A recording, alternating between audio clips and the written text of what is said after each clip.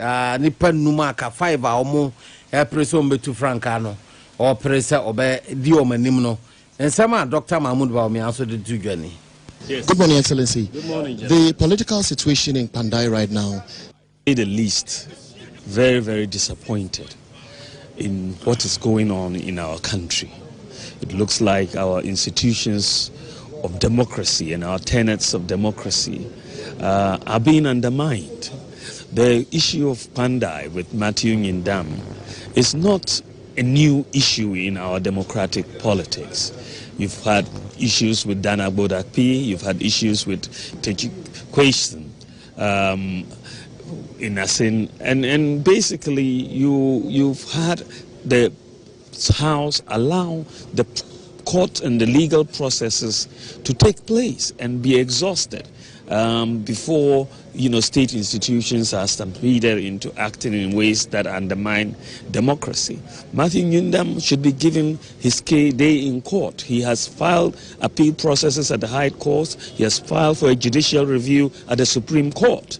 And none of those cases has been adjudicated. So why the rush? Why the indecent haste? I think that he's being railroaded. I think that this undermines our institutions of democracy. I think that we should take a halt to these processes and allow him to have his day in court, just as others have done in the past. The House has never really rushed in this way when it came to the other cases. What is the difference with the case of Matthew Nyindam? I think it should not be this case. I think we should uphold the tenets of democracy. Democracy is something precious that we've all had and we've all subscribed to. When you start undermining its pillars, you break it down, and the consequences for the nation are very severe. And so simply because you have power, you shouldn't feel that you can ride roughshod over your opponents and over the principles of democracy. And so I stand with the principles that are being espoused by the minority in Parliament, and they're doing a good job at it. And we want to support all the principles that they are fighting over in this particular case. Thank you very much. Thank you. Dr. Mahmoud Bawumia, elections are 2 years to be John Dramani Mama Dinkunim no. Ono na no to Frank MPP for. Now what can I say near Ekoso ewo Nyindam empesua so ano ono die nyamene no kura nimpa Pandai hono ensema Ekoso no enye kura enya ade eso ani na sene ane amate no NDC phone fi so mo aban mu ntina omo yes ane ma no ne ato aba na obi adi nkunim a eden ne court na court san akọ reverse no emwa ema ye democracy ne nkoso democracy ne ye no NDC phone no afa kwan bi aso se no because to me kura wo mo na omo chinchim microphone sa ede ye adwuma na obabo minority phone na baso pa se omu sua ba akomra hye bedwa mo adwuma di omu di no eso ani papa oni omo ye adwen e wo ne ma ahodo omo ye ni nyina free se omo ye say ye democracy no ebegina brane ne ye democracy na egina na aso nti on de oni omo ye adwen ba ne o kan say enya power to me abedi MPP NDC for ne nsamti no omo be ye say ne omo pebia e wo man ne mo esa anya ade a ebeboa ba akokora Dr. Mahmoud Bawumia ensema wode atudwa no na anyumre mpanimfo ani omo sinkonwa ato adwen Nana J, I am member New Patriotic Party Communication Team in Ashanti Region. Or can hold in the Yashan and Munyama Kansa Prince Kobe Hobson Nyaku or no a communication team member, Emma National Democratic Congress, or a veteran broadcaster, or a journalist, or a Jumana Che Papa, Days of Capital Radio, near Kikaki Kambebri, they say, or communicative for NDC, a Baya Jumama, Wabi Womupa.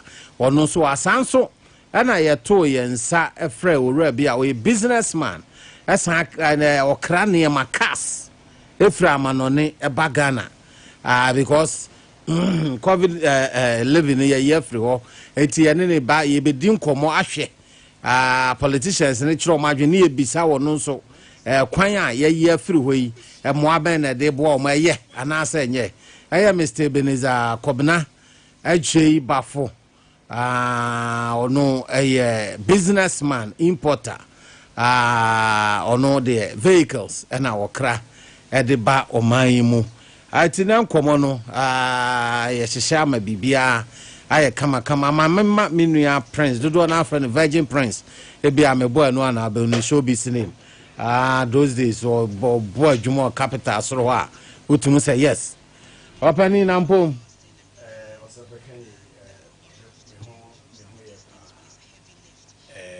mame enchiawo na me enchiawo producers say Oma etimia motimia to miss musa frame say memba mo adwuma die so ti mame chiamo me frewa mechia His Excellency John Dramani Mahama omampeni a oteso sisia enyumre ye chia opa na machia Excellency the Vice President of Ghana Professor Jenano Opoku-Agyeman me who say another female vice president biso ababesrano Colombia for vice president and also abesra yemame vice president awa enti Colombia for vice president yemama akwaba and say yemano akwaba say wababesra ye me for one ma chair party chairman owo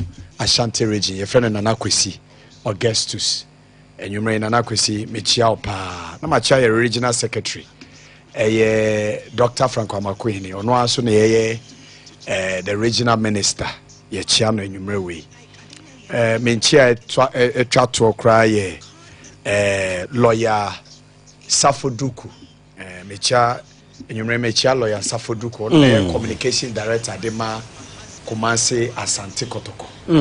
Na lawyer Safoduku say ye bie chance say ye running for regional secretary of the NDC in Ashanti region. Also be running bi. Hey. Council where the whole case. Lawyer Safoduku. Whole case pa. Also be running bi. Nti amre manhia na nkenye. Odi mi case bi echi pa ma me pa. Obo papa. Adwuma ye obi se makoka nasem. By we no adifo. Now ko child damage. O twa me damage. Defamation. By 4 years ago, say oje old Ghana. 2 billion. Hey. You we no lose case no. And I'm say lawyer na yan so your fan no say jano no nko jano. Okay. And no say ka yan so you twa damage. So no lose. Lawyer so manenko na jano fan no trouble. But say lawyer ma pro bono. Aye. It's lawyer Safoduku anytime be we ready say obestane for regional secretary no tawechi media for no die me brena ni mu nti ye nyina ye betawechi na watimi ewini sa slot nti Osempakani be dase so wato nsa frame yenko yanim na na je nya mekan nsa time bi obeba bia na yene no ato aso every ho opani ana no si ye NDC communication team member Prince Kobe Hobson Nyaku dodo na friend Virgin Prince ono broadcaster se say there or communicator ema NDC ora yi so a yedu no so ono de wokra na mo businessman ba na mo kra ye cars na wokra na garage kakraka okoho mamo musika na mo ano no mehume na me nkyira mo kwa no on spread mamo na mo ntua no kakra na bibia anya kama se mo nkogu mane ma asere a mo ba bibia ora Ebenezer Kobna ejei bafo ono atanse opani na hona mo tesen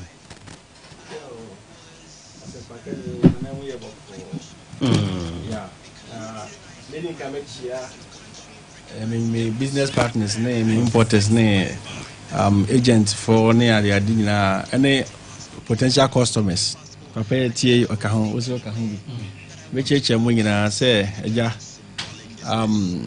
nyame adom ne mo ye sisi ade am say aban pa bi aba na am say super bi atogu business community so na ma ne o ma yeden ntimi aseda be ma obi bia okoto abana face no madam Abusua nyina ne me ho ka fo nyina so ase ne me na ngofo yo ya sha se pro ya twen se na naje be ba be kan ye ho enura na mra se be jafo adi kan ye ho adwuma na nura mampani de pen esi krata so say covid living no afede na kra ye ye free honom fire sua de kakra mo kra mo ne ma taxes no na wo so no chirechire mu kakra na afemi hu eto na mutua no nsunsu so a de bramo na yenkoye ne modaroma yo minia medawase am say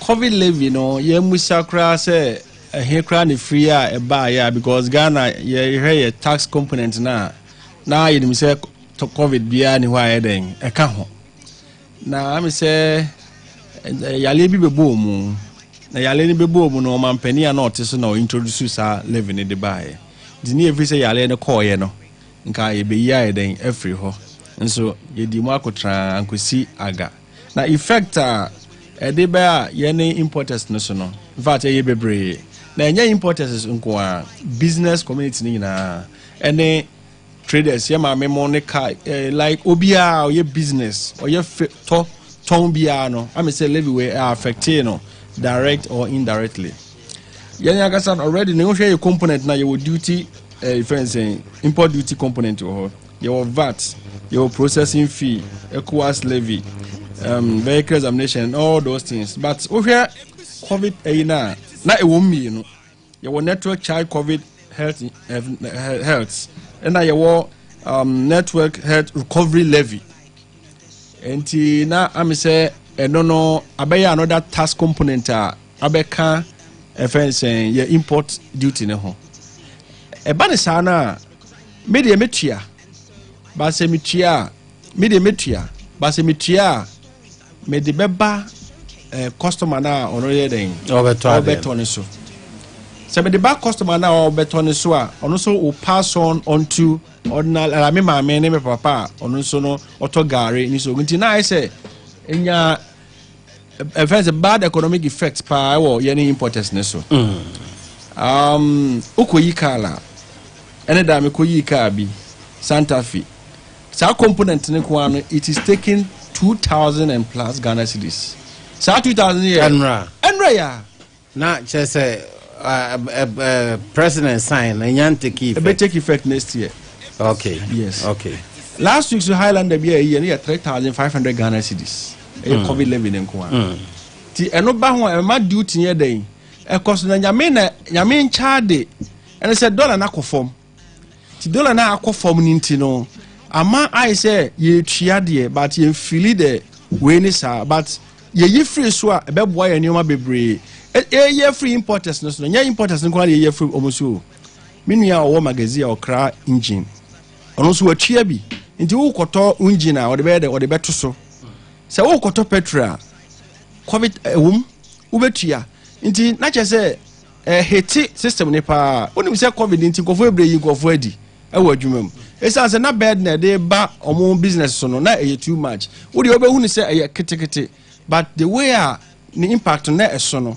Say when your business you will never understand it. But so when your business that's what you realize say adena eden ehihyepa what tu kwan wo ba no kura na yasan yire we eden yaje over her COVID tax ni over her COVID tax you know in fact as at last year as MPP time no this money buy there up to there affected economy ne pa na say yani importers no there edi enya me kasa eni enya na meboa ma me bisa se mokas na mokra na different na COVID living no ejina faako say be a saloon say na obetua 4x4 say na obetua na say sometimes na echenyi yo the tieni say duty no the capacity of the vehicle and after so no ye the make and the year model no on say home delivery home delivery value car no prices no a duty need differ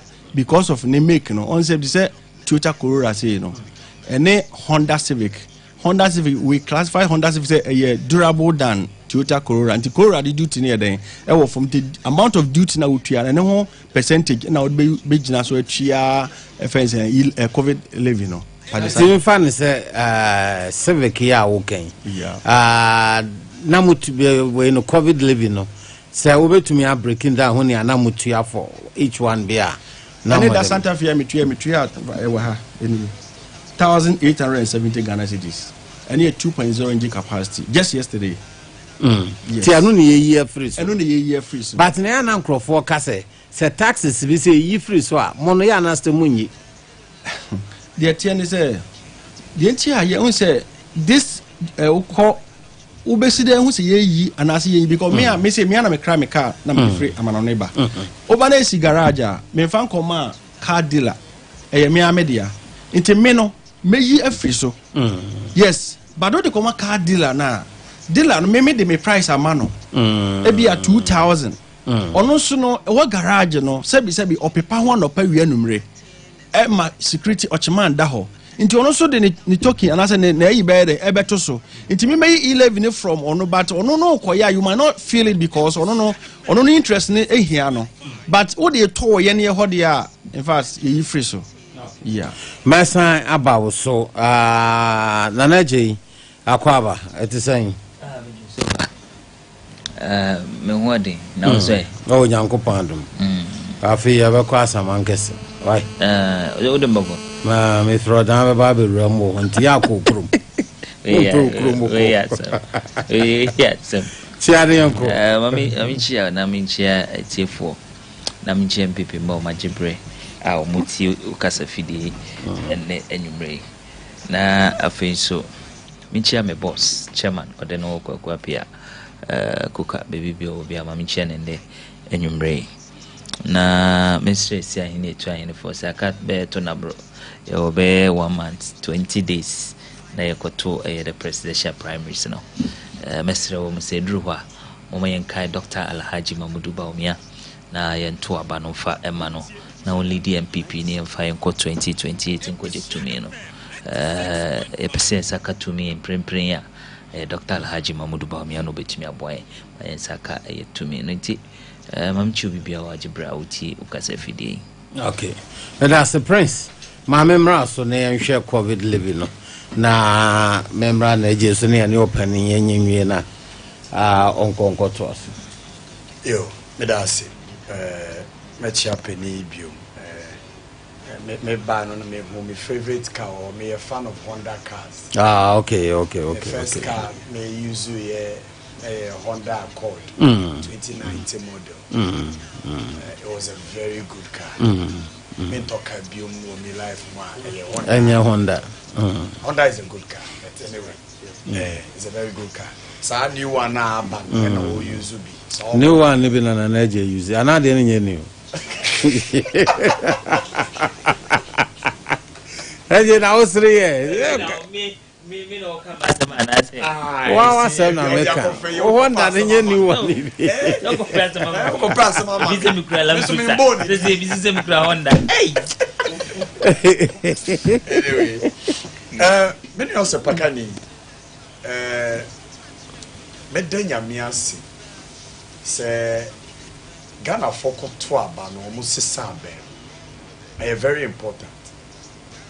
Meda Ghana for swasi. Yenti ameka sana say for the past 8 years pa na Ghana for lose faith in the democracy and the ewu. I'm telling you. Nyame kwa na di ehun afofie say ku ansi wo man. Because I say politicians ya be endangered species. Because in Crawford say ye ka asema ye nye ye make promises ye mfa nye adwuma. Enti ya to abeyi omampani fufuro even on the campaign trail or ka say taxes bi wo ho a ohun so faso bia e de bro man nti anka no obeye president obeye free ho. That's a promise our ye chere Ghana for. In fact anche bia na Dr. Mahmoud Baumia kwa ye the same promises,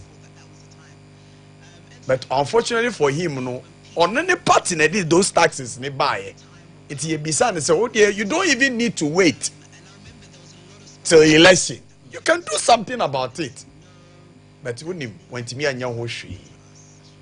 Enti me de apart from say me nua iti ha ye yi taxes na e be benefit ye nyina no. Me de me hwe in a different way say politician be a promise we're keeping the promises. For me, and really the biggest winner for me. I don't hear me there. Say politician be a bomb. Or say me ba me ye 1 2 3 4 and pass so buy and why ye 1 2 3 4.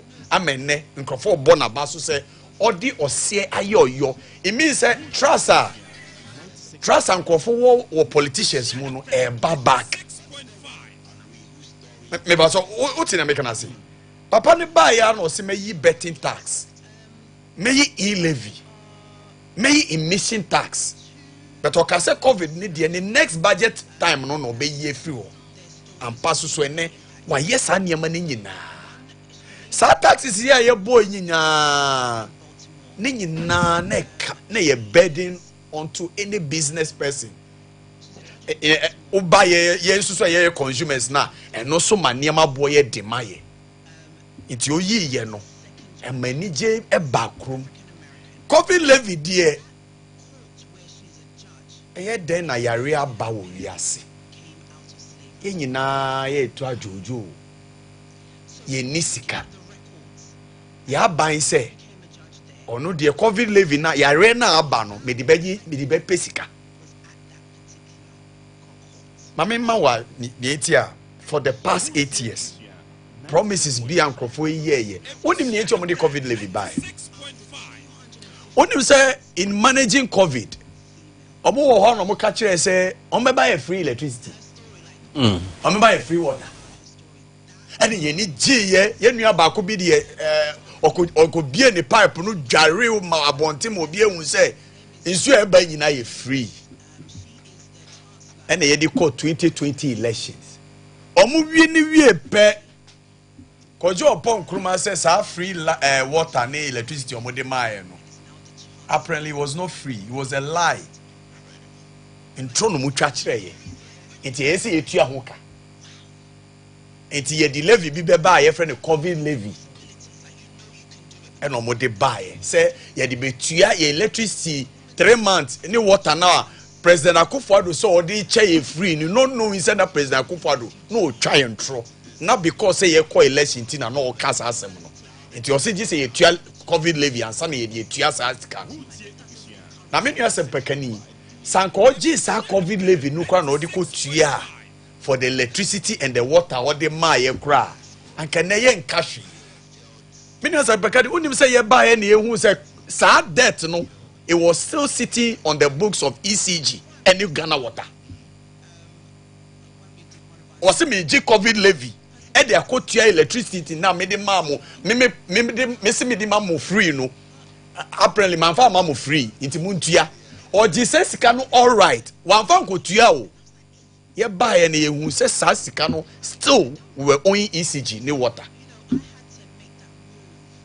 hwe some politicians can say ma no mu di so a tememu ni believe oh okay these people are serious people so who can say na won di so a emma tememu ni hu say oh they are all the same hwe yet your man and Uncle yi ka kire say see the e-levy buy enko IMF da e ba so say pekani wo kai e ba so say enko IMF yeah wo okra okay na nado ka kire say obesi national cathedral onu na ekobo mpa ye kire ni nyame yesi obi frɛ ni nyame no obi ngina ho osi nyame sa o ma me kwan ma me win election na me mesi asori da me Akufo-Addo mesi asori da an chew and no buy be catch Ghana for so oh use on money sika mfensi asori dan no be pe ankran sorry for ye ko wie that sorry one day President Akufo-Addo ogina homi odi ye $97 million etu amana e won kran that oh be 2 minutes no we me say oh ma me 10 minutes ya be san ba ye biem me pacho that's a promise obi aye a wa faili me pacho kai DDP yesi ka sam amuko bobusia ye ka mene ye no afede no mo penkrofo sika age amuko je pensioners sika President Akufo-Addo be gina TV so say there will not be haircut read by lips no haircut ade anche na kenoforiata say pension bond holders cry be mamo haircut and my cruel haircut. That you telling Tememuni so oh you be a promise ya won't keep it. Me pa ocho guys have haircut manipa 800 ewuye. Papa ya no ye Kama Laboratories is you on your friends. Dr. Ajekum. Aha. Oro na be kan you o say because of sad dey wenti sika kro odi to edura no mo kra no oni bibiom. Ni kro for mo ye the age mate 800 of them mo wu because of sad dey ya President Akufo-Addo ye. President Akufo-Addo kro ye ko to about 2020 na ko bu la General Hospital. Okobu in Cranford Hospital na anya hwe kra no mo ko hospital ho e no ka cho mo so be si hospital we si e no ko e no tifie e gina ho me ye mami o ma wi ama o President Akufo-Addo say I will protect the public purse or kono na public purse no kra ni ye hu ni ameka we nyina ko si ni say politicians say ye ka sema tememuni ni person oji ye di. So person ji di esi ye niama na ye ka say ye be ye intimidie enemani age say President Mahama o ma me nkasambre because ade na ye koye campaign wo ho no o se me ba me yi betting tax betting for no ye yi o se me ba me yi emission tax we yi o se me ba me yi e-levy we yi the last tax our cast obe yi e ye COVID tax. COVID tax will be bia so it enemy nu eti hai. Or say a good time to be a businessman.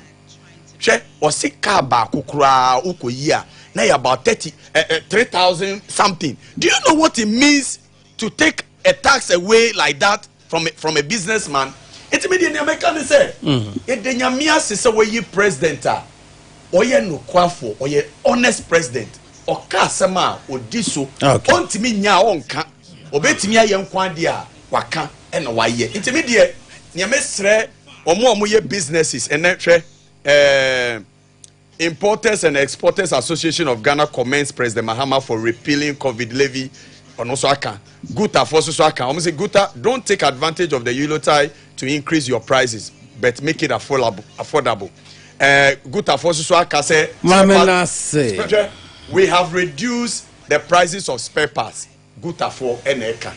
Prince Bobby Hodgson Nyaku communication team member Emma National Democratic Congress Dudu na friend Virgin Prince na wote ne nkano ananaje mame ma wo mrem COVID o mampani Mahama no awasan COVID living no so a year fro bedo wase na penifo se wo de wano don rea papa ni ma ba wo ye wi an wrap up no nya kwan akoy ne wo de wano don rea bi nwo nti eno gina ye mini akobi wa betena ha wo keka de ye ne de so what you say because President Mama bina science we yi COVID ye levy if you want na Akufo-Addo mamiga za minchiro obie ni ho a no tikrum ha anaso tikrum ha tax tuaye ne de unimza obie ni ho nemom ubisa se edi enti ena sa tax we bae menu ya ne betena ha be ditro se di enti ayede eye COVID health levy ni bae ne se ai ye yusunsu kwa ye yusunkani akwanti eno ne yedi kwa kotua. It's never true. Obwa ayantro enkoka wo ba bia me entro dey enti na the COVID levy by mo beda wase COVID see ye says na okay don't worry I'll prove it I will prove it obwa kojo ponkruma nka wo ba bia I will prove it so what I say you see COVID see ye e wo Ghana ha 2019-2020 ebema ewiase be ye dendenden ba ema amaya hudo wo ntwetwede including Ghana anado danko Akufo-Addo ene MPP ye nyansa pom no ye bo modern se ye ma Ghana fo nwu ne mum ye be hwe se Ghana fo be nyankwa to be kai the famous quotation ewiase nyina obia be yeden ebe budget so including first the then is it first prime minister UK COVID ne fa no ma owuye so kai no is it Boris something Johnson wango omo pamon you see sa quote ananado danko ekufa do quote here o say dey say economy ni dey betumi dey back to life but se nipa wu a yentumi fa ne mankwam bio nti obeye na afamu dey bia bebi esika wo no obefa no dey hwega na eti ye de COVID health levy ni eba no minia enkoka obabi ebio ntu kofa the 2021 budget of the New Patriotic Party DNT near the COVID health levy ni baye tie o say Mr. Speaker, the COVID-19 pandemic has caused additional health spending that far exceeds the annual budget for health. Some of the measures being implemented by the government to address this pandemic include in paragraph 255 now, also to provide the requisite resources to sustain the implementation of these measures. Government is proposing the introduction of a COVID health levy of 1 percentage point increase in the national health insurance levy and 1 percentage point increase in the VAT flat rates. These are the measures under the COVID health levy in a year. 1. The construction of Agenda 11 of 100-bed hospital in 101 districts. Young Agenda Abutre. You see, you didn't come say na me where you intellectual discussion. Obetna have a ditro. Say, ye ko insuani anum yenti ne be health levy ni buy. It's never true. Yet the COVID-19 levy ni buy to build hospitals for Ghana. To build hospitals for Ghana. It's ye nay, ye share hospitals nasin. And now we 111 district makumaku 111. I share this hospital na se wo. Unhu ya na anamebwa. Tu. And now omo ba ya, omo say ye betwam no. Omo de 1 year. Wo hu de omo dis kana ye. So omo ba ya 1 year ni. Omo de COVID health levy no 1 year. Wo hu de omo dis kana ye. So unhu ya mebwa. Mo. And now omo ba ye 1 hospital. Agenda 111. Wo so omo de 1 blog account. Wo hu. But MPP wo hono. Now all this Agenda 111 project na koso. Tell me Zamebwa. Iti yanko yanji health levy no, COVID levy no, say ye di we num. Na mom COVID ba ye no, expose Ghana. Eche say ye wo district ahodo bi wo a. Me no ka say omo ni hospitals. Iti Dr. Alhaji Mamudu Baumia ni nimdie mu no. Oka che ni wura say ye wo this district hospitals. Adenti ni NC hospitals ni ye den emfa ma wo mu. And he proposes say COVID naba de. Na COVID naba no. Ya bomo de ye nyuma bebre. By exposing say ye health facilities no. Ye ni bebre. It ye sha say NCB. And ye sha say CC. It ye wo say ye je COVID levy ni di ya. Wetin? But ma memram kakra. Ni see ye this Agenda 11. Ma memram kakra wachre ni enti a ye de COVID levy ni bai. Na membisa say ye je ye tumi de achieve purpose a enti a ye koje say de koye no. Ye tumi we hospitals. Mo. Yes, governance continues. Anamebwa. Mo. Ye kasi ye besi. Ye shase boy ye homodin. E me bi krampo no ye commission bi. Say. Mebwa. Ye commission bi. Say ye commission ba akokra use unwe. Mebwa. E bi su wo na e the various stages of completion. Mebwa. Na bi kra ye 90, e bi ye 80, e bi ye 60% complete.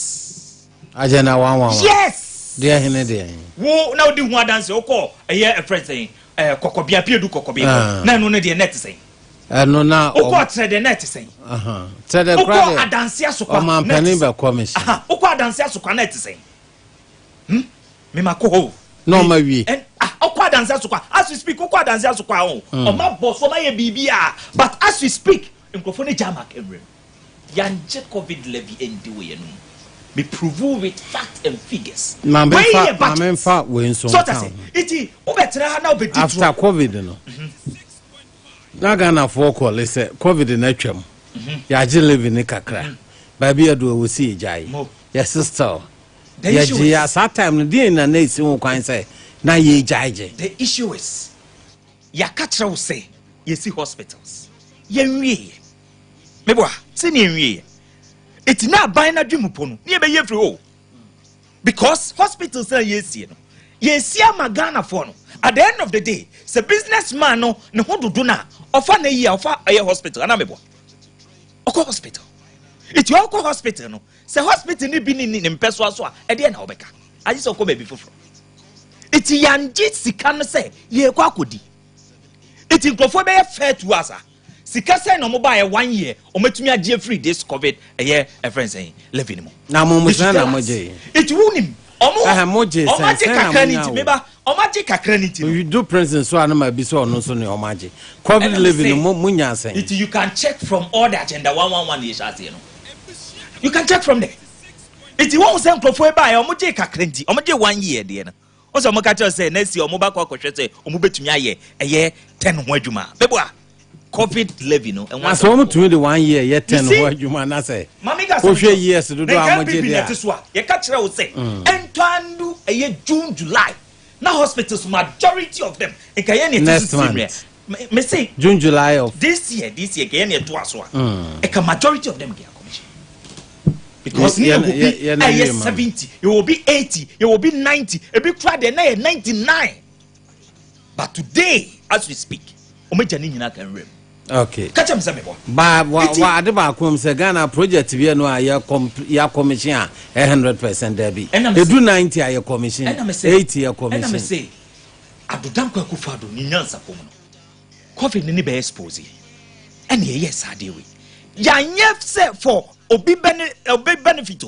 na mom ye say the entire nation ye no and make no kase catch me omo ba he one block crown some the account me da say mama prince yi eno ano na na je na wote ne nka no ma me mam 2 minutes na emunwie ma me na onya kwan enko na o free fi ache prince virgin prince mama 2 minutes na momfa nwie ma me me I say omoji covid levy EDC agenda 111 like seriously it's agenda 111 no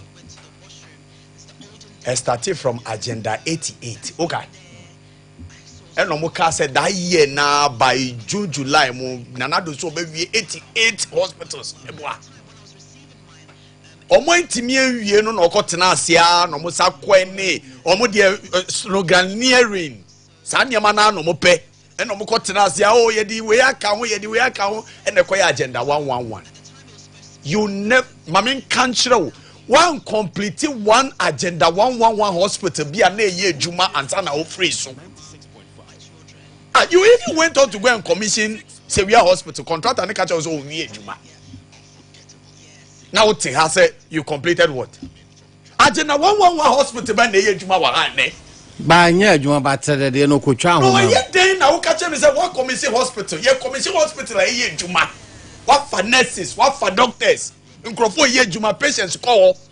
So what is the sense in this? What commission a project obi anko ho ewura na ewo ho. What is the sense in it? You didn't finish anything. What now so 8 years? President Mahama did not build hospitals because he thought that COVID back. When President Mahama was building a quaternary hospital, the first of its kind, UGMC hospital, no nim say COVID beba. President Mahama no see Bank of Ghana Hospital, no nim say COVID beba. President Mahama renovated Rich Hospital, no nim say COVID beba. He didn't even have to say so. One hospital agenda, one agenda what? All he knew was that Ghana needed a hospital. Okay. And no see. Now we are man. It's immediately over to now say ye COVID levy because ye see DC agenda 111. Come on. Okay. Me pa ocho mi koti kojo opron kruma. Kojo opron kruma so mu bisa no join news. O say adenti na wo di COVID levy ni ba. And obisa wo say, do you think the water and the electricity that were given to you was free? Somebody has to pay for it. So we need a tax that can help the economy to pay for it. Sandra kojo opron kruma kai. Okay. It is a wo say me boa. Go to kojo opron kruma and ask say wan kasa. Me das. It me there ni America they say Chobwe. COVID levy no. You need COVID mu biom. We don't need Agenda 111 to be able to build hospitals. When we're building the biggest hospital in Ghana, Quaternary Hospital, UGMC Hospital, not COVID levy ni hope beti see. Madam Virgin Prince. Communication team member, National Democratic Congress. Naje 2 minutes. You see, way a very simple. Ube di troni actually. Show the exactly the idea we need. You see, mommy can some show. The COVID levy na yejian. Na enye say ye ho atoyen bi e okrom ha ene ye gisa COVID levy no. Wonim say me no kasi. Okosewia hospital. Wonim say see treatment center o. Wonim za. O ma wi. O meti o mo wie e commission e ma na nipa kom. Wonim za. E wa hin. Sewia. You don't. We own him ho. Messi own him ho. Oh yeah, I'm chair communicate. Abotre. Oh yeah, I'm chair communicate. Ah, na nipa kom. Me say quarantine. COVID never here no. Obi a was we be afre. Your treatment center wo tewia. Treatment center be there. You nyam. Oh yeah, I'm chair communicate. I won't come here. Seriously. Maybe who is talking? Wouldn't say treatment center. Oh yeah. And yes sir. Yeah. Wouldn't say idea. Minian and say, Nigel is a make us a hospital. Nigel was a hospital, almost a treatment center. I was a real Obia. Now, commission, for quarantine, we disease, meaning more evidence, meaning catro. Udu Atonsu station. Yes, the treatment center Nabako. Oh, but centers. We are talking about infection. Not me. So I say, you friend Diema, and now by them, my friend Diema. So I say, it's a you see, me more evidence back. COVID health levy no. DNA is Sandy. Yes, say. Establishment of 14 medical waste treatment facility across the country. They need the COVID health levy here. So I say, it's here who enter ye. So I said, Master, you better keep quiet. Okasana minia. I don't know if I need your mate here for you. Mina so ni say minia. Mina me yanka okasa. We mama, my nyako from Sevilla Hospital. Also treatment center BNY already treating Crawford. COVID in a buy no your treatment center. I can give you the COVID in a buy no.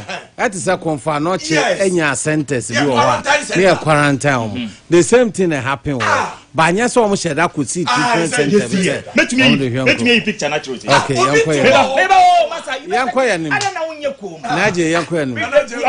Prince Manenkasa. Prince Manenkasa. Naje to aso. You see. Me wonu say minim dede we. What chatro ne? To aso eh. So say. Me to aso na me name free wona. It's COVID health levy near the end. Eno na make catch. It's obi anti asese. And the hospitals na can room ni nyina no. You see you COVID in the free ho. So say.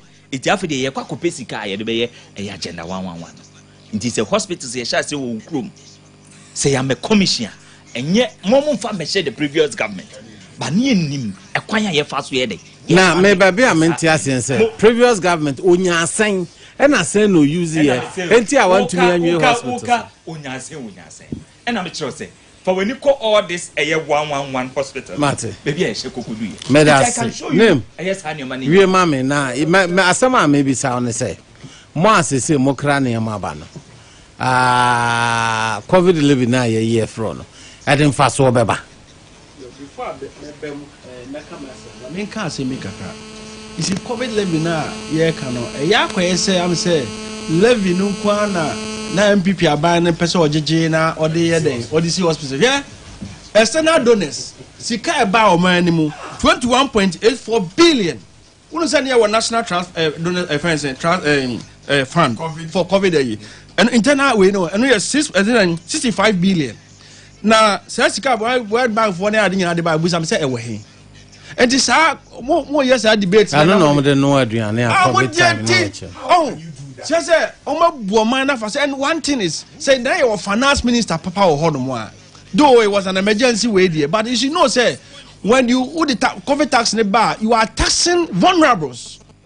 In finance, in economy, you don't tax vulnerables. We are sad. We are sick. Oh, sell mine. Oh, proud mine economy. No. But what you say? Me or so bojo now the tax at tone so won't tria. But what you say? It's sad MPP are buying here a idea you can say BC Muda, a Ghana animal. Why you know mine home? Your mining companies, mineral resources, the mining companies will have man. Let me tax you or move me a call for when no master to a minor. Then you tax ordinary Ghanaian. Teacher, he pay you saying. Then you go and tax him. Now we are seeing Antonio Meaday, if I'm from Sicano day. Hospital back comment me and we. Asante region, you say MPP in a Fumasha, Conference Hospital, or 2 for an Giska, or didn't to war, no, the hospital. Ha! But young chef Mokra.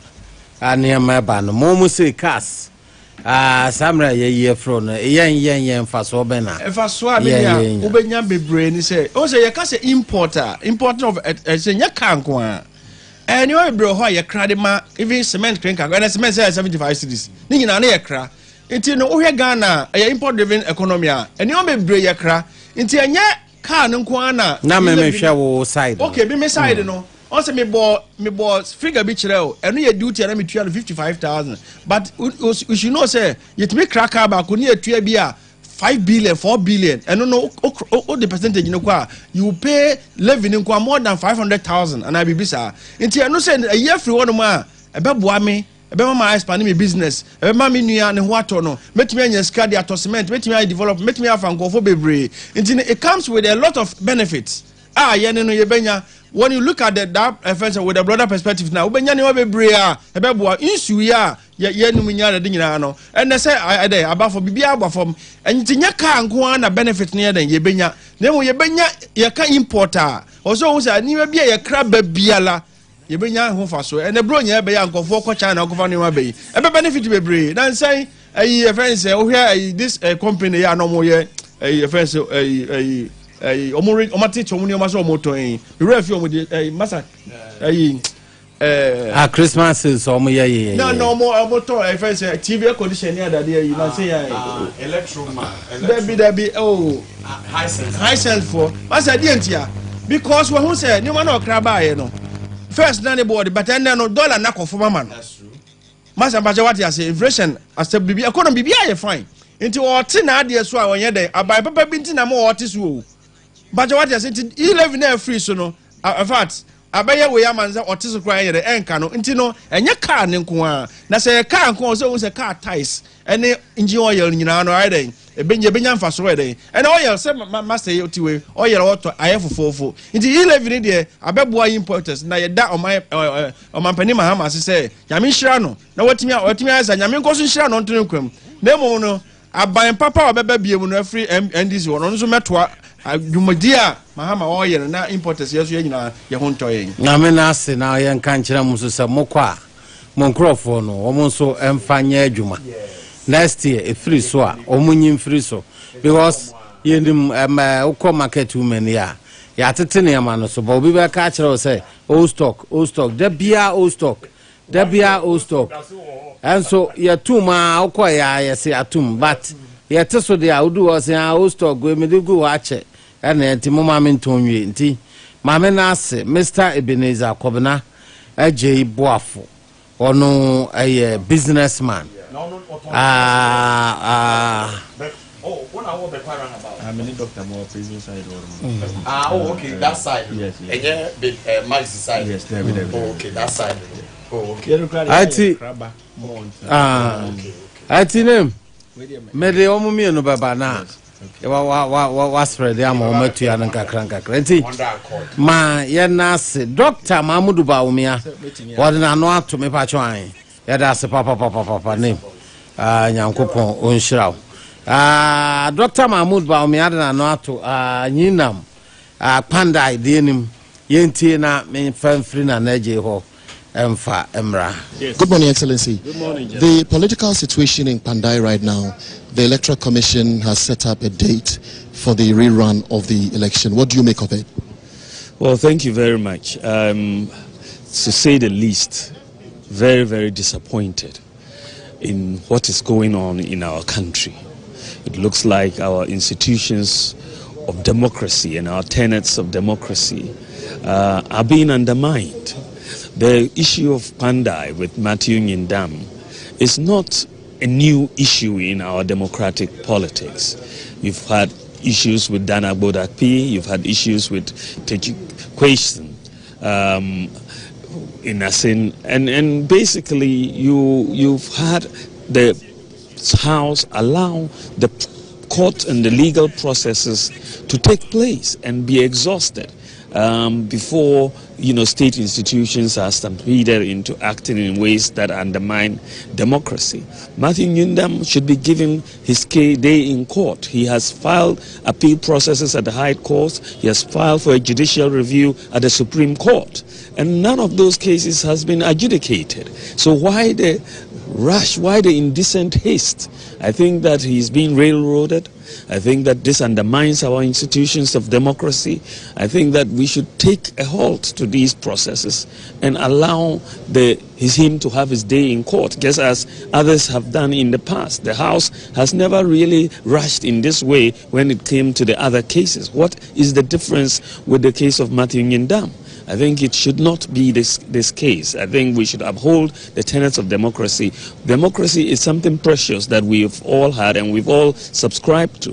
When you start undermining its pillars, you break it down, and the consequences for the nation are very severe. And so simply because you have power, you shouldn't feel that you can ride roughshod over your opponents and over the principles of democracy. And so I stand with the principles that are being espoused by the minority in Parliament, and they're doing a good job at it. Dr. Mahmoud Bawumia, 2024 presidential candidate for New Patriotic Party in Semnono. Mebana na neje asha siama me Tucson Block Factory and I make for the ama when enyumre Abusua Sao Pebe abenya blocks are the sidan ya beboy Tucson Block Factory a hot for and for nichre. Yawo solid blocks, hollow blocks, Sansona pavement blocks no so round one, yawo square one. Ninyana bi wo honum sizes bi 5 inches, 6 inches, 4 inches ninyana wo ho a dwumadi a wodi kodi na ebeboa na bibia e kama yenim aniema ye de twa blocks a eche ni se ntina ye blocks no agidin papa Tucson Block Factory ye wo eche akrum ai wadu ajuso na ekwan na wo branche e de akodwaben saa kwan na afa so a otumi kobo nwire saa kwan na mechiro kro na wodi kan pie so na no na eche akrum no eho ena yedi edwuma ya abusuafo age atum papa fa number yi na frɛ na kɔ ana wo de opa frɛ na ye transaction utua bibia wi ya o ka so ho a ye de blocks no do obi a wo pɛ ebebrɛw 0246 5053 27 0246 505327 ana 02477 facha me 0577 73 2577 0577 732577 Tucson Block Factory. Your blocks in the interior see hotel agidin papa do a chan krumon and important there Tucson Hotel and Recreational Center and I do one ajatum Tucson Hotel and Recreational Center. I need you somewhere woni your special car park. I'll park your car a boho by a mouth. I'll be in two and or the akuchu be there. Rooms in the most so come your best and a queen size, king size. A best come now. Now she painted, they are painted them without but a uniform be a dining in AC, air condition, a dime BM, Sanso and your conference workers see a day air rente. Over to me about Juma de be a peso ye be a said name ceremony in iron award doma in stretchery. Workshop seminars, be beer mumaji. Na momfanye na enye kama ni gisema wo ne say ya wo spa ho ya kan spa abusua enya bibia na ya real wo bre wo fa ha wo sen ha wo nidie na wo kura no gina ho dodo wo tena ka mu dodo du ba bia wo se ya ma proper massage enya massage se me yiri mi amachi me ma me gina amachi ne bi dabi we mema ya treni wo mo nsem se moton e man so a wotun se mo nsem moton na anu sei me ya nta ko weekend oba bi wo ho wo be massage o papa sanso na akwasi nsuso mu so massage o tum say yes be ma nsem ye kama pa ko na kwaje massage wo da ho wo koda ho wa nkoda ho wo kwa massage ne de obenya na owi a wakofie na bibia kama ya restaurant continental local dishes ni nyina ho bar ensabi a opebi a obenya bibi kura hye da frifie ebetena oja onu ba akomienu bia na watu ne ka na okọ na bibia kama free wifi enya afi na auto bundle data bia da bi Tucson Hotel and Recreational Center na make am for am woni yan eni juma wo info@tucsonhotel.com ana www.tucsonhotel.com for number no na free na book for reservation 0241 418645 0241 418645 and 0244 65 4458 0244 65 4458 na bibia enkoye emfamao anointed generators na make am for the amount eduba bia oben say akoso mono anaga na oben say nkania no na eko off na afi wanhwa na woniema bia oton costo ene ne akika na ne ma ebesese dabi eto atwa anointed generators ni a womo ye ne say omo generators omo de man han omo de rent omo woni a omo ton sanso na sa okoto ba bia ye no ben hihye ye be service ama se be ya ensay enhaw da obehia mum na amane ma ye basa dabi na generators a ye ho adwuma ye ka ho asema kirewi 5 kV ekosi 1000 kV ni nyina ye nsa no adwuma ya tete anwuma ye fo ni bia 24/7 abribia on be ma support adene se ofra no manimu ni anointed generators ya gidin power generators dwuma de mu Accra obehu ye kira kwa Kwame Nkrumah Avenue Farisco traffic light no ye ne no enedi hwe ne mu glyco officer ewo adabraka no eho nchen hwa asem na me ka kire wi na obehu anointed generators Accra ye numbers ni 0540 100868 0540 100868 and I said 0243 480334 0243 480334 Kumase ya wo the Ark building nim tieti ya de nim ho say the Ark building ka ofa ho akoma yanka no e ho na anointed generators ye wa ye di edwuma frempanifo Kumase line no eni 0243 480334 0243 480334 ana 0544 340589 0544 340589 Takra de mankasim White House yene Accra station no enedi nhwanim ewo ho oduwa bibia ba kam ede ama Jeffrey Praise Computers na make am for am Jeffrey Praise Computers ya gidin pa se ba computers dia ya service ama ana opebi ato ne ya using kakra ne use ye Jeffrey Praise Computers na ya gidin pa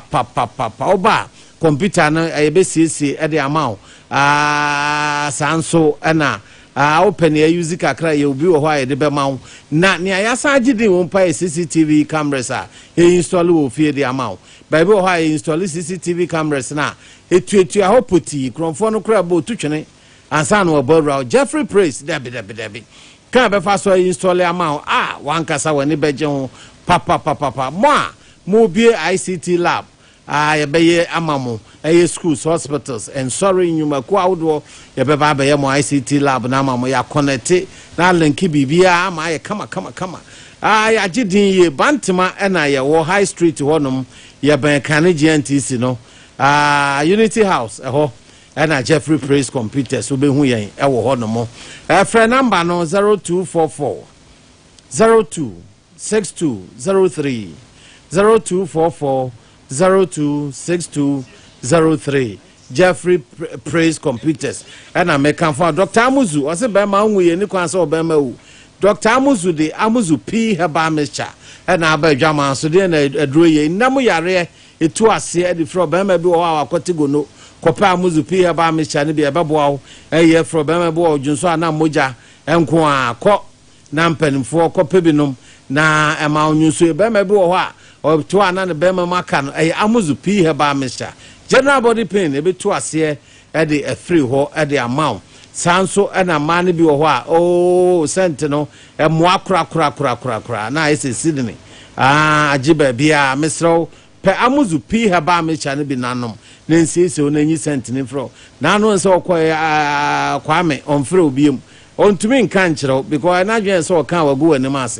A sentinel, compare Amuzu P. Heba Mr. and be no more money be what. And near my hold near the she I say, baby, now a 1 million man, Koye, na the B. Copa Muzu P. Heba Mr. Nancy or Nabi Via and Yakama. And Famau. And now we are who doing now, no more bit to us here floor.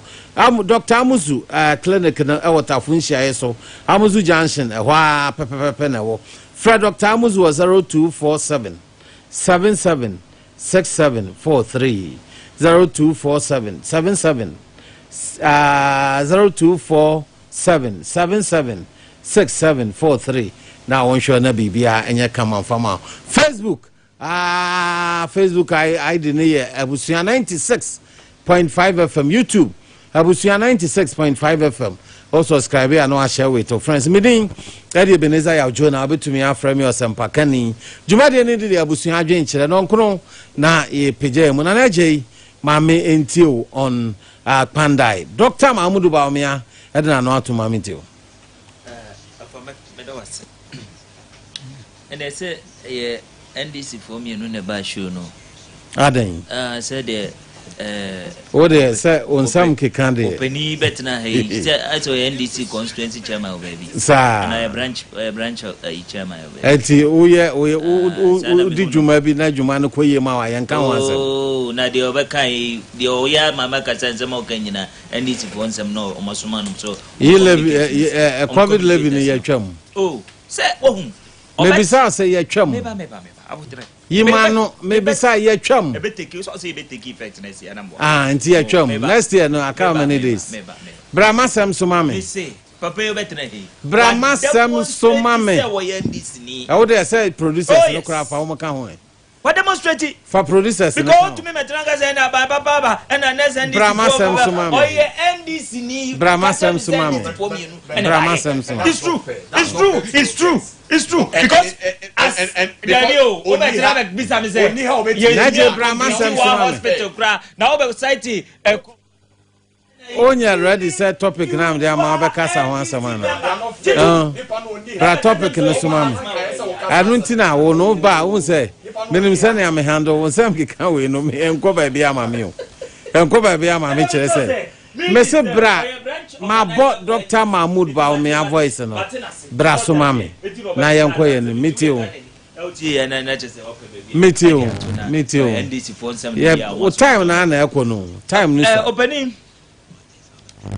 Edia na Dr. Alhaji Mahmudu Baumia epese oka ye opese oka nyina ne se ye ma emra enye adwuma okrom ha ye ma emra enye adwuma ye ni banana republic na ye ni banana republic ye ni ye say ye practice democracy na denti ni ye mpese emra be ye adwuma wa na mum ye pese ye yusu patapasem ene ye adwuma okrom ha mame mo eye the mighty minority na baso de omo betumi aye bia o parliament no monye de omo betumi aye bia omo ye because abaya yo tisui why na adwen say one ne crop omo mfa mara nya adwuma because omo wo numbers de omo betumi de omo numbers no afanye omo nyoma ye de go through nka de Ghana for esre omo ne say omo fa sa numbers no Ghana for de ama wo mo nya no omo fa nye bibi na Ghana for nya so mfa so so mo ba ye hu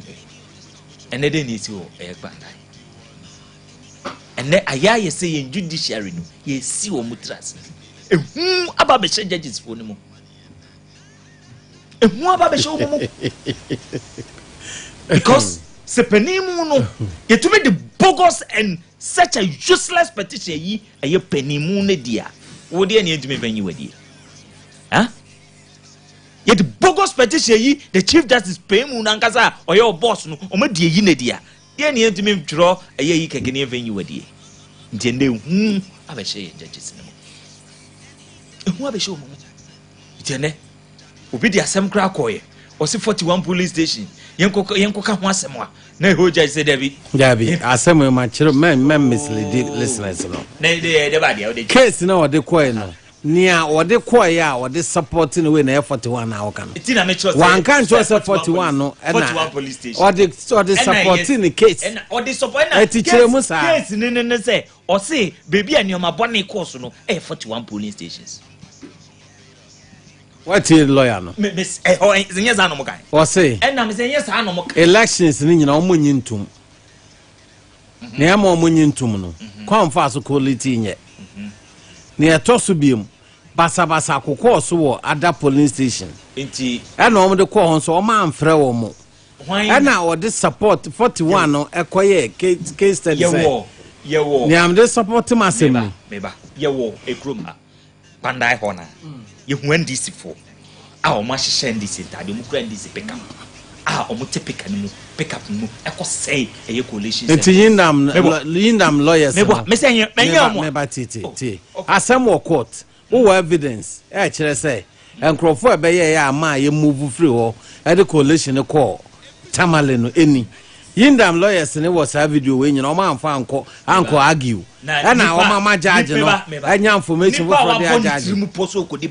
Where the insana one could because in Pandai as a rule in the Bababon not 2 weeks 3 weeks na ndc for no I can what say ye be call by election na se obi e na asem kokko no so be win ya I know your bonny me bo enye sana na ekoso Pandai je chikwesi dia na wa ofa me see the day omo be call eye court omo kwa kwaye sa rule ni be Bababon no omo kan ya ma eko no Martin ndam ne nkrofo ne lawyers no unim say omo chiro eyishi omo botomu a ye de be call appeal.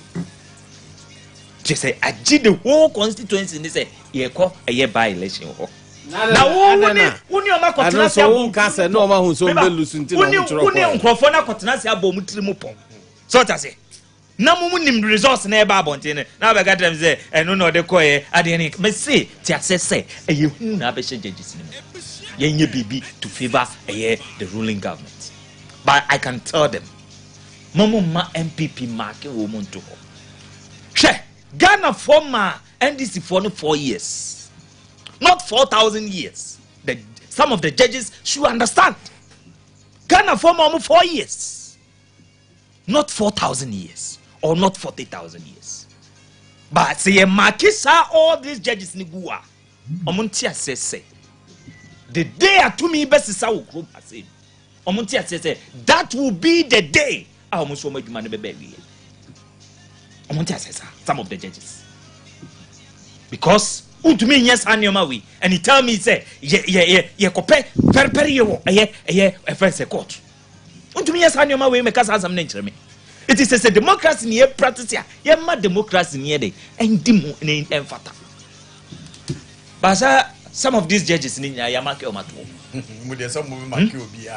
some of these judges Yamaki Omato and the Chief Justice is what some in my video my catcher say this is our position a political appointment because President Mama I demonstrated say a political appointment so I say it's what demonstrated say a political appointment Omontia say the day to me best is sana Omonto meduma by because say papa nyehwe abone nyehwe ye kan say ye mpese Ghana bedu sai ho because ya manyo sem no all the institutions a one dear at a braca, my evango.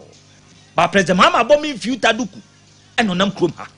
Upon the 2 pounds no num crum has said, on don't your beer or crumha. It was the amano semino, ebacoku rivi, the judiciary. And Namino Cassi, judiciary, says, in what check? You went PP4, you went DC4. It will young people Nina, we were Juma. The day to me best is I know the overcall because so much and say Supreme Court ne all court work room as in say Obia you be out room. Sana makatre. Sana President Mama wakatre Ghana nyina. Do ba now so waka say Oba also do Chief Justice beba.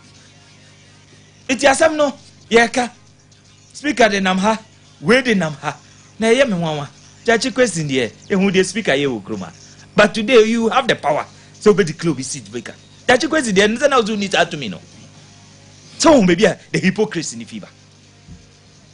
ba enchenche den e wo na afi de omo beye bia omo betumi aye wo krom ba omo nti asese ye ma omo 4 years ene omo twa mu 1 year 1 year eko aka 3 years omo nti asese tumi wo ho ye ninka so ene mre wo ho so edi adani and to some of the judges so mu de hunu emne kasaidia nti asese moduma na mode tunse efeso hawmu moduma na mode tunse hawmu ye ma no kre ene perperio enye adwuma e wo krom ase dan say ye de hu bakodi amanyofo nechi na ye bekoye omo bede because and as you speak de oye ene obia ati krom ha obia se cho say no kre bi eni ho because if you can do this you can say this meaning say no kre bi eni ho Mobile by elections. I am Crawford yesterday. Mobile by elections. And I'm sitting a year and Crawford yesterday. Say because of the new mind. Say Supreme Court to the Casa. Say, Crawford. Oh, no, don't there be only a day. Yeah, now the judges see some of these judges. Hey, notice obedience and Nissan Court. It's only a day. Obedience and Court. Mamma, now I say, Mamma, for my first year, not principle. It's immediate. Make catch party for Ruby and Kana come to him. The Supreme Court in so obefoa a year, dear Tamale High Court in the Kayana. Ayonwa. Some for so Ayonwa. Because minim say, is it Article 123 or something? A case decision of a certain court and binding the Supreme Court. So also follow that decision.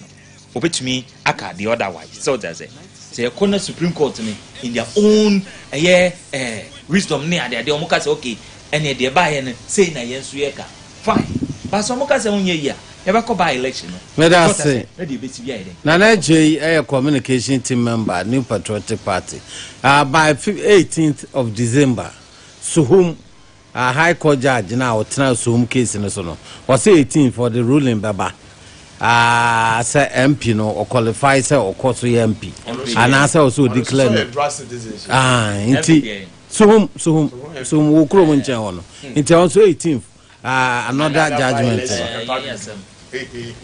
Prince Kobe Hudson Nyaku a communication team member Emma National Democratic National Democratic Congress Dudwana Friend Virgin Prince Mamintio me da se wa kai moment they say protosia ana MPP for say ana ye so anu another by election elumi e wo me nka say by election so me say ruling beba on the 18th yo yati I just hope the ruling but now favor more tena ha and figure out the judge you see the any judgment that comes you just let power not real 8 months ago you were in power.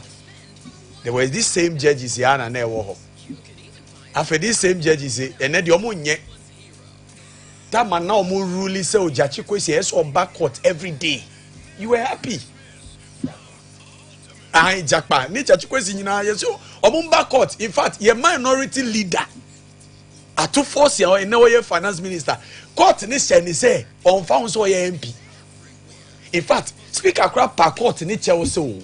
Na parliamentarians omumba parliament on Mondays. In time come over the court in seven share Mondays.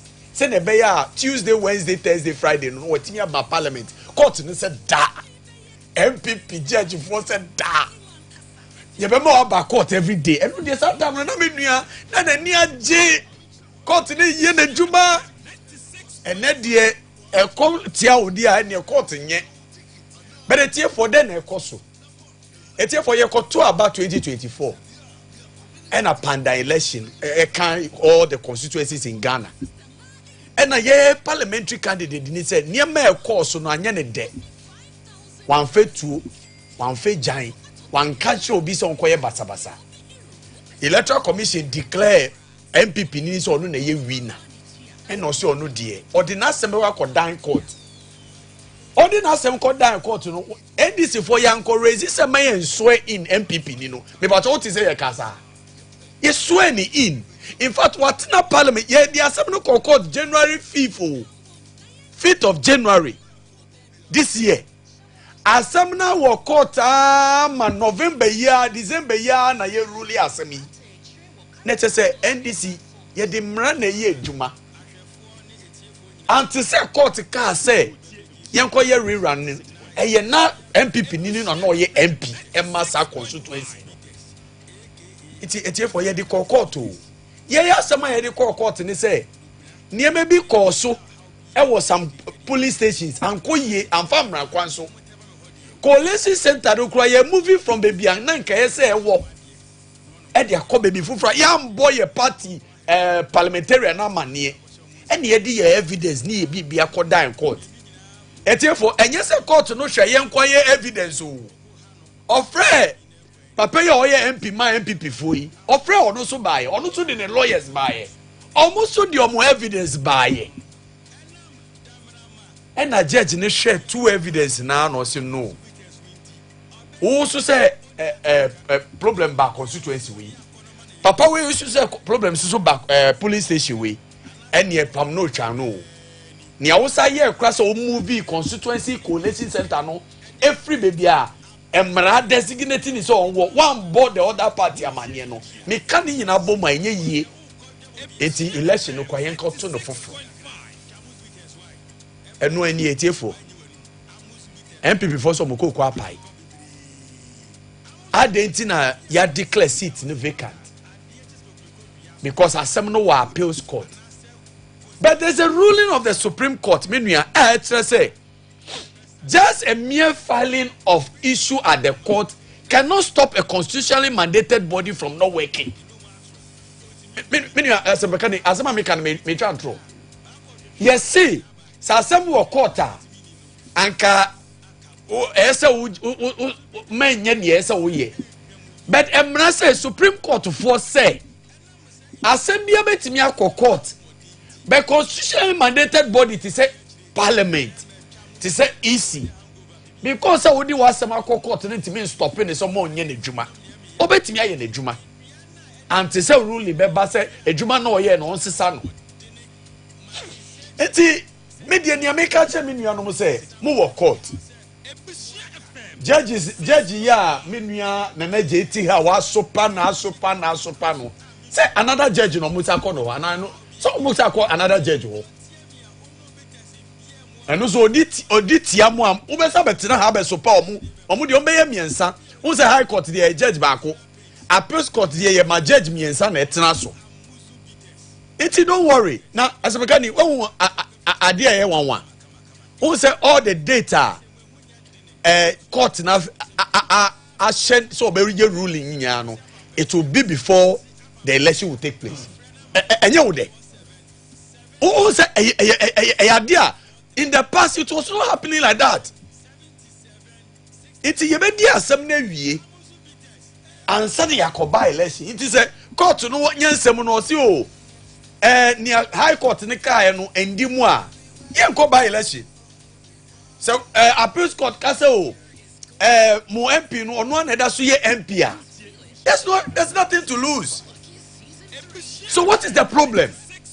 Then cry na MPP for moji yes ye nko run of mebo ana your friend say rerun ye de yakodru ho ye campaign o omo ma ho me campaign o omo tinkan omo ka bro Davi lawyer Justin Kodua ne deputy general secretary na omo ho omo ho omo ho mo ye campaign omo ko enra omo say a different issue na de omo ko net say nye campaign nti so they are not going to campaign but as a media man are they going to partake in the election? Do you know say but am so elections that's okay but nipa na oya nya chumpa e ha me pa Dr. Mahmoud Bawumia and then Dr. Mahmoud Bawumia said that we should allow due process. Which due process?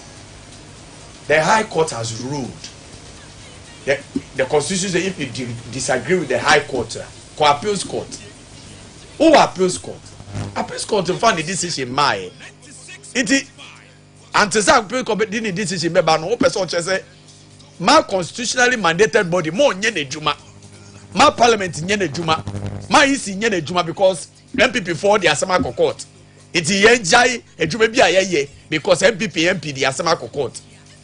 Come on. It doesn't work like that. Iti media ni American say agroni form. Ye nyina yenko pandai. Ni yenko ye campaign. Ni yenko ye campaign chira amanfo no. So one na win ye dia according to you mu win more than 3,000 votes. It is a one na win ye dia. And ye nyina yenko ye campaign no. Ni yen win so one na win one na be say win 8 months ago and I call on here to Abama. Just some say yen bona say almost say yen yeshi beboa. Almost say 8 months here ya power and I say 1 year ya power. Yen yeshi yen nye bibia. So it means that the people will still vote for you. It's be say MPP for. Omama yen ko ni nyina yen ko ye campaign. Na battle na maso. Say appeal court ka say ruling of the high court no obetimi aboegu obogu a let's just say that will be another chapter. Okay, it's immediate American say let's allow the laws to work. Let's allow court a ruling there. I say allow say enye juma. What the American say about judge question ya nya the same thing. Judge question there we mama na me ya mana ba parliament for a whole year. And to say it's got to by election and no winning answer no by parliament. It's immediate American say let's stop that. Meanwhile they be a minute year or say chief justice ni afa koti kwan bi so na yi na free ho. Etie for Mr. Mu chief justice tokono boni oye ye nti ayi na free ho ni of for mani sika e de mani kunu ene ne ma me na ka me pa cho chama me say justice tokono a ye na free ho no tie ni oye ye nie boni a oye ye nie o mani sika ye di share ne nsa no ofa bi e na odi bi ma ne ba ene ne kunu edu ne ye che ne se oye ye o mani sika no fa ye enti ne at o de catering so nsu mi ye wo travel policy me nua ma me nka we ntwa to chief justice offer the two kwan a he say offer the two kwan ade enye wo de no fa wo ye dey may that say 0505790030 0505790030 0533795377. Ali? Hello, Osempakani. Yes, sir.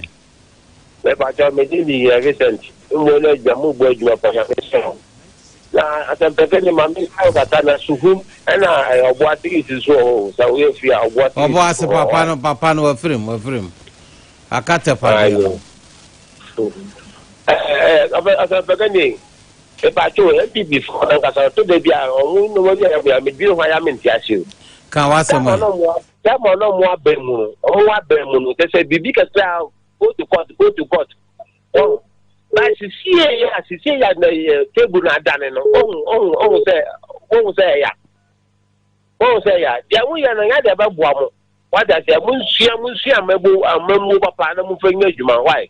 That's say. Hali. Good evening, Osempakani. Good evening. I'm Pastor. Me do man. I'm chief of staff on Abu Dhabi. I'm an anesthetic for every MP on Abu Dhabi. I'm chair the DC on Abu Ayam. Now, I'm operating this market. Oh, yes, a bar. Now, you bar, if you do all the baby, the over Sakama in Isaba. And it's a son over Canada, and they don't want to book for you. And then I say, in Toronto, the idea or not. Kakra Gane, just one young oil ticket, and I would see agenda 111. And no better now catch the COVID-19 kind of multi. If the agenda 111, it's 88 number Saturday, and no comment to know completely back on port. Okay, with the Moody and the either with the Moody size can hear it. Better that one of the somebody. Oh, yeah, kind of correct. Mumba do a man up, bro. Ghana, COVID-19 about putting the money. Come for them, Abra woman, Kojuma. No one is kind of much not check, kind of parliamentary candidate. No more. May I say, Stephen Ade, wo pechi number 2 dodo na afro woga mami chia wa nyumre Steven Ade pechi number 2 dodo na afro boga mami chia wa nyumre hali the great Osempakani majo so yanko That's a Medwadu Swami magazine. Yeah, Virgin Mame. Na and telephone and I'm champion Chamana Nakosi and I'm Papa Joshua. Na Katian and Naji said, Yana de Biawanim Semetanasa. But Nahuna na or the Hunahunano. Would the Yankupon Yadum not table Nitania? Would Mopa or Momeche and this Funina, Yapapa John Dramani Mahamakano or Mechanism. The Muya Enyano, the Bay of Wajuma. And I say, you see, but a party to the dinner, let the Marana Wuro. Hamuma, Mono, a year,